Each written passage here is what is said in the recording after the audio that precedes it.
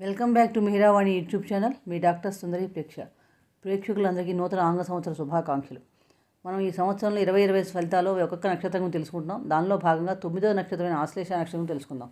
ఈ ఆశ్లేష నక్షత్రం చెప్పిన 4 పాదాలు కూడా మనకి కర్కాటక రాశిలో వస్తాయి. ఈ నక్షత్రం యొక్క లార్డ్ చూస్తే కనుక నాగదేవత లేక సర్పాలు, అధిదేవత బుధుడు, గ్రహాధిదేవత బుధుడు. ఈ సంవత్సరం వీరికి చాలా మటుకు అనుకూలంగానే ఉందని చెప్పచ్చు. ఓవరాల్గా చూసినప్పుడు ముఖ్యంగా ఫిబ్రవరి నెల, మార్చి, జూలై, ఆగస్టు నెలలు చాలా అనుకూలంగా ఉన్నాయి.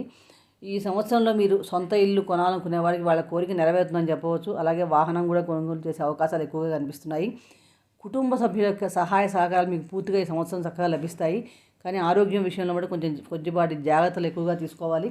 ముఖ్యంగా ఏంటంటే మీ మదర్ ద్వారా ఒక రకమైన ట్రాన్స్ఫర్మేషన్ జరుగుతుంది. అనుకూలత కొరకు మీరు నాగదేవతను పూజ చేయడం, పశువు కుంకుమ దానం చేయడం వల్ల మంచి ఫలితాలు